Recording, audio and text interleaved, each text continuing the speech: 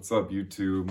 My name's Clark Goeman. I just wanted to give you guys a quick introduction to myself. I'm an artist living in Hamtramck, Michigan. I got my Bachelor's of Fine Arts from Michigan State in Lansing in 2011.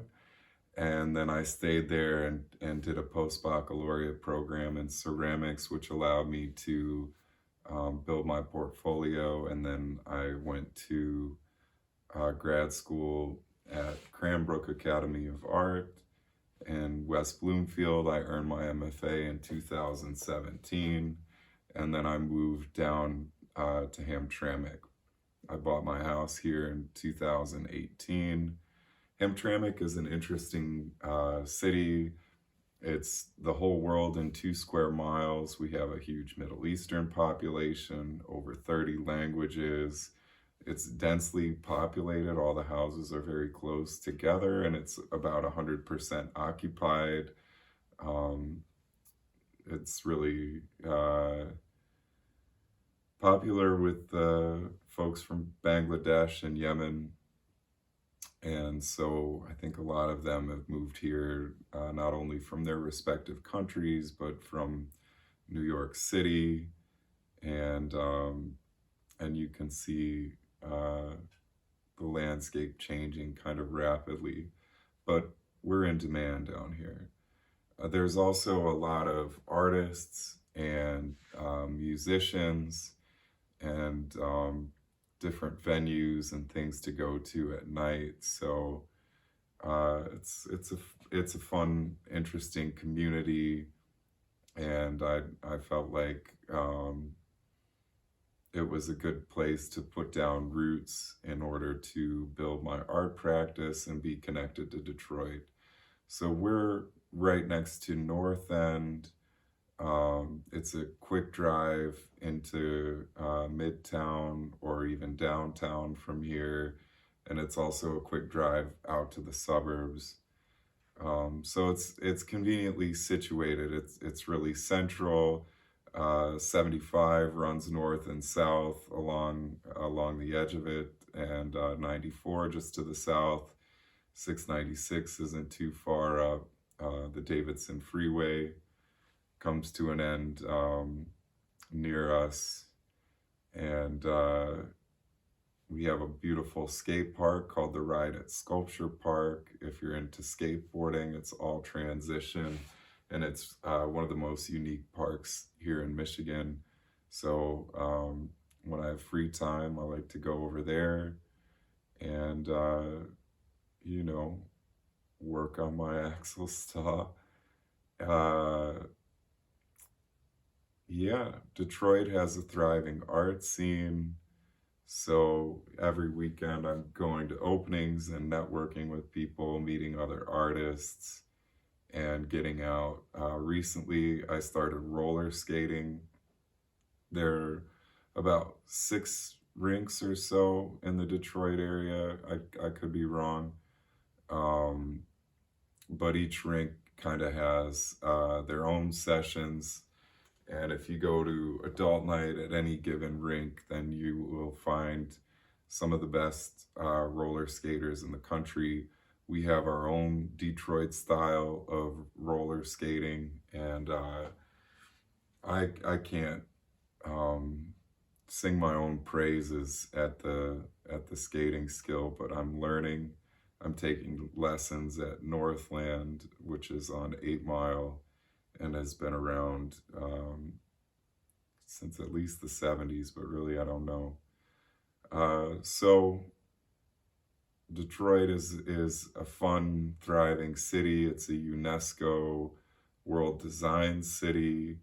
We have a rich history. What a lot of people don't think about, and I didn't think about when I moved here, is the fact that Detroit is on a big waterway. So Detroit is a French word for a strait. A strait is a body of water that connects 2 larger bodies of water. So we have Lake St. Clair to the north and Lake Erie to the south. And technically the Detroit River is therefore a strait. and not a river. But it in itself is a large body of water. Last year, I taught sailing for both the Detroit Community Sailing Center as well as the Detroit Yacht Club.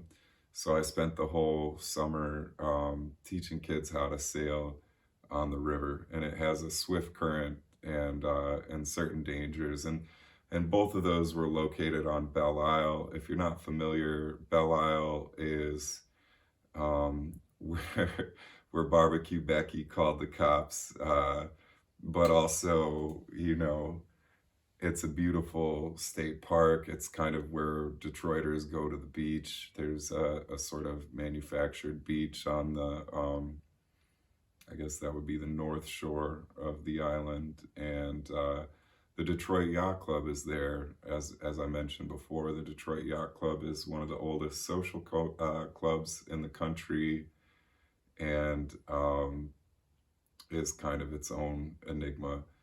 So come to Detroit, come see me.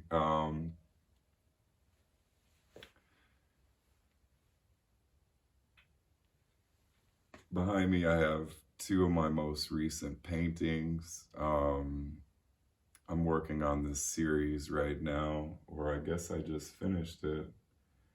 I'd like it to continue, but I need to stretch and prep some more canvases. So maybe in a future video, I'll show you guys how to do that. This series is called Into the Blue. All the paintings have navy backgrounds, and I was thinking a lot about mystery, trying to embrace the mystery of life, also fear of the unknown. You know, people are afraid of deeper water because you don't know what's down there. And it could be something that is big enough to eat you, right? Or outer space, and is there life, and you know what lies beyond our knowledge. So each of the paintings feature the orthogonal grid. These black lines that you see in the background are the orthogonal grid, which is, you know, the grid made out of equilateral triangles. So obviously the hexagon fits on the orthogonal grid. All the geometries that you're seeing here fit on the grid. And it's a geometry that I've been working with for years now. I started making shape paintings in 2010 when I learned how to make canvas stretchers at Michigan State. So these stretchers I actually probably made around that time, 2010, maybe 2011, but I stretched them and actually did the paintings a lot more recently. I made so many stretchers at that time that I could keep painting on them for years. I haven't nearly gone through all of them. So this painting features a hexagon pattern. You have two layers of hexagons. The first layer is the primary colors. The second layer are the secondary colors, and you can see they're offset and working rotationally. So I started in the center. I've got red, yellow, blue. In between red and yellow, naturally we have orange. In between yellow and blue, we have green. And in between blue and red, we have purple. And once those things were determined, or those placements were determined, then I know the rest of the pattern for there.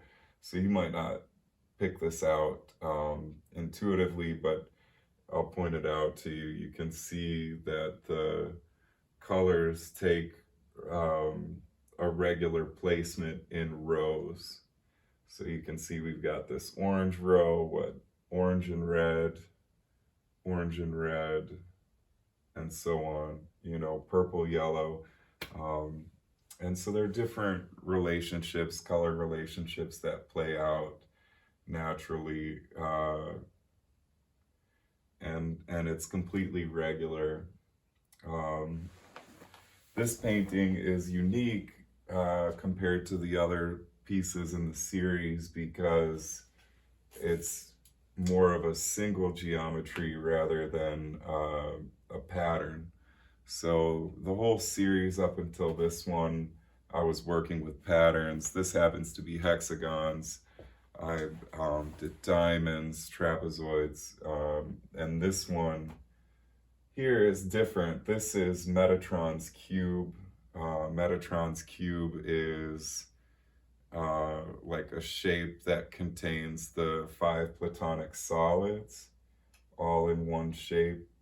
This is technically not entirely correct because I move these triangles in from this point, and I added this star in the center to give it kind of a focal point.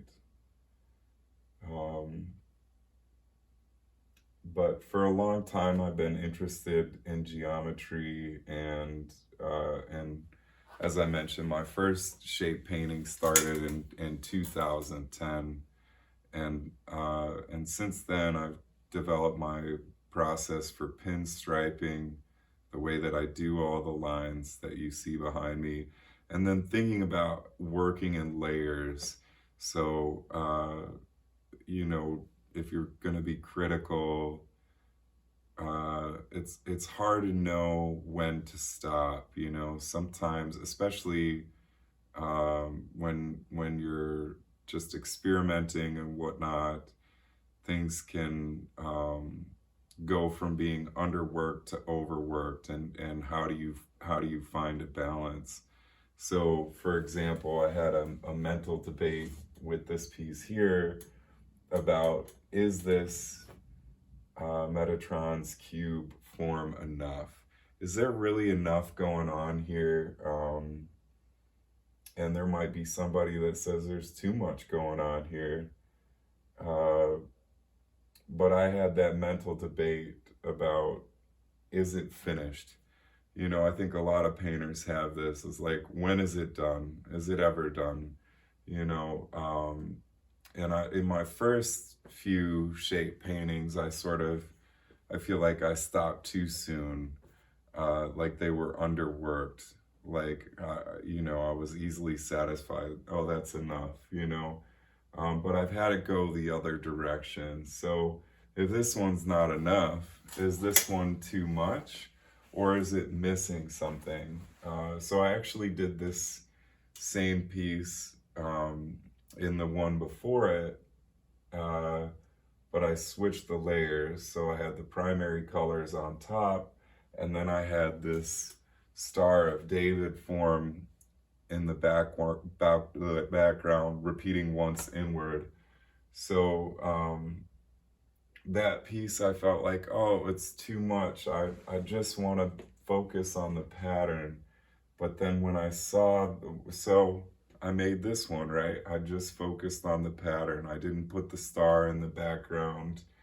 And now this one, to me, feels all too regular. It's very much the same, entirely predictable all the way across. And it's supposed to be that way, but it doesn't create the kind of central focus that you have here, and it's not broken up the way the other piece was. And so the other piece there was a way in which the lines from the Star of David introduced relationships that you would see in the geometry. Whereas this one, you can pick those relationships out for yourself, whether they're analogous colors or complements or kind of whatever relationships you see pan out in the pattern. So that's what I've been, the series I've been working on lately. Of course, I also make ceramics. So I've been throwing some pots, and I've got to get back to casting another series that I've been working on since uh, 2000, beginning of 2020, are a series of pots I make in the bathtub, and I'm putting together another video of those pots, or that process. So stay tuned. Please like, comment, subscribe, follow me if you're interested to see what's next, and add me on Instagram at Clark Goeman. That's ClarkGoeman. And if you'd like to see some more of my work, there's also my website, www.clarkgoeman.com. So thank you for tuning in. It's been a pleasure, and enjoy the rest of your day.